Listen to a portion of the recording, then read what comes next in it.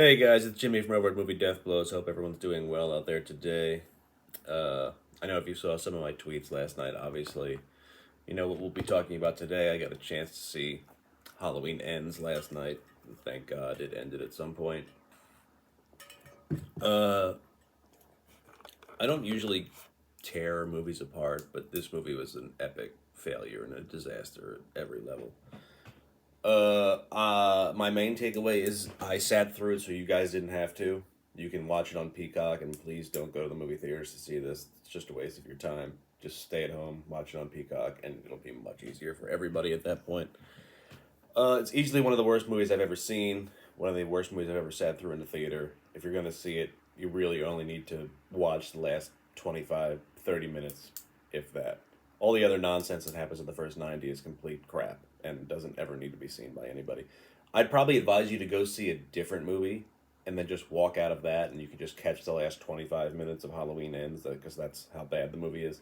And it's very disappointing and depressing for me because Halloween from 2018 was such a good and rejuvenated part of the franchise. And then the last two installments have just been utter nonsense. Like, Halloween Kills should have been 100 times better than it actually was. And they just went with this, like, random slasher thing where this man is invincible again and can just murder an entire town and everyone's just waiting to fight him one on one. Okay, maybe they're going to make up for it when it comes to Halloween Ends. They did not. I mean, it's the same writing team, same directing team. David Gordon Green is the director. He helped write the film as well with Danny McBride, Paul, Brad Logan, and Chris Bernier. Uh, I don't, I don't even understand what the idea was here because it made no sense. Like, Michael Myers doesn't show up in this movie until about an hour into it, and he really has nothing to do. He's basically relegated to a side character in his own movie. The opening scene, while it's cool, it serves no purpose. And, once you see the end of the film, it really serves no purpose. I have no idea. I don't understand what the thought process was here. Like, introducing new characters is fine, and Halloween Ends takes place 4 years after Halloween Kills. I mean, you're going to establish new characters and old characters here. But the writing was just lazy, and like the first hour is like this over sexualized thing where like uh Laurie's granddaughter, uh, Allison, is just like wanting to bang everybody in sight. It's like a very horny looking movie. It was like Friday the 13th, like the original one from the 80s. It's just like a real random sex movie thrown into an 80s slasher thing at that point. There's newcomers. I forget what the kid's name is. Corey Cunningham is played by Rowan Campbell. He's like a teenager who's accused of murdering a child. Like, you'll see in the beginning what happens with that, and the movie just kind of devolves from there into whatever it's supposed to be.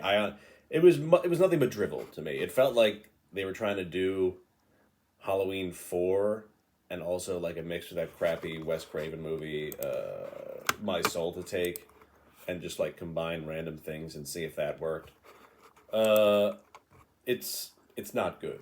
I mean, I don't ever tell people not to see a movie. I advise you to go see every movie so you can feel how you want about it, but I wouldn't waste your time with this. I mean, this movie could have easily, like I said, just stay for the last 25, 30 minutes. It easily could have been a 25-minute short where it's just, Laurie and Michael, and it's like the ending of their story, and they can go from there. Uh, the script is awful. Like I said, Jamie Lee Curtis is barely in the movie. So, like, you're going to see a Halloween movie to see Laurie Strode and Michael Myers, and you're barely going to get any of them because we're going to focus on her granddaughter and this kid that she wants to date and, like, random teens throughout the town that are just in the marching band. Like, there's these four kids that are in the marching band. They're, like, the coolest kids in school, and they're, like, super tough, and no one can beat them up, apparently. I don't know why these people are in 6 scenes and Jamie Lee Curtis is in, like, 9, but okay, we'll go from there. The ending is super cool though. That's the best part of the entire thing. Like I said, just stay for that. If you walked into this movie at the 90-minute mark and just stayed until the end, you wouldn't need to see anything that happened previous to that. That's just how much that stuff doesn't matter and doesn't equal anything in the grand scheme of things. Kyle Richards shows up again in this movie to play Lindsay, her character from the first film, and she was in Halloween Kills. She's in it for about 2 scenes, and she's like a crazy tarot card reader slash bar owner slash bartender now. She has nothing to do here. I don't know why she came back for this. They were like, "Hey, Kyle, want to be in a movie?" And she was like, "Yeah, okay, yeah, we'll definitely do that." That's pretty much what it seemed like from here.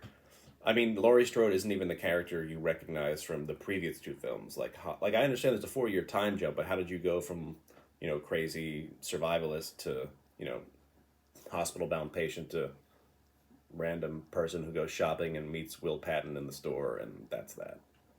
I don't. I know they got a lot of backlash for Halloween Kills, and I understand why because it didn't feel anything like the first one. This one, I'd be I'd be shocked if anybody liked it. It's not pleasing at all, especially to fans of the franchise. And like, it's okay to do something different. That's not a problem. But when you do something terrible and different, it's an issue. And John Carpenter was an executive producer on this film, but I mean, it felt like it was just in name only, and like they were just doing like callbacks. I mean, you saw a clip of like the Thing in there, and then they were like doing flashbacks back to the original Halloween. It felt like just a smorgasbord of things they were throwing in there. Like, here's stuff from the '80s and now today, and we're just gonna combine all these scenes. Stupid, in my eyes. So I mean, the movie comes out today. You can see it in theaters. Please don't. Just watch it on Peacock.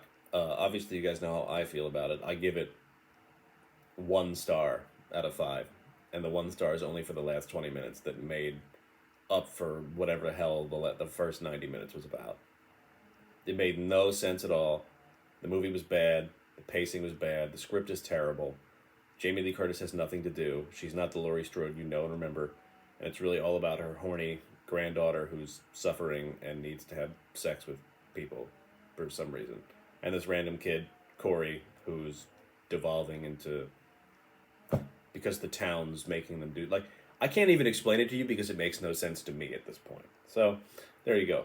Halloween Ends comes out today. Like I said, you pick how you want to see it.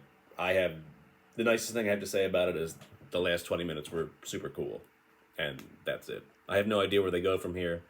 The rights revert back to wherever it came from. It's at Blumhouse now, but I know Jason Blum said after these 3 movies it reverts back to whoever had it before, so maybe they'll do something different and cooler with it, because from Halloween 2018 was here. Here. Halloween Kills is here. Halloween Ends isn't even on the scale. That's just how bad it was. So let me know your thoughts. I'll post this later today. Most of the reviews will be coming out today around 3 p.m. Eastern time. I believe that's the embargo when that's going to lift. So check YouTube, check Twitter, Facebook, TikTok, all that stuff will be on there. All right, thanks everybody.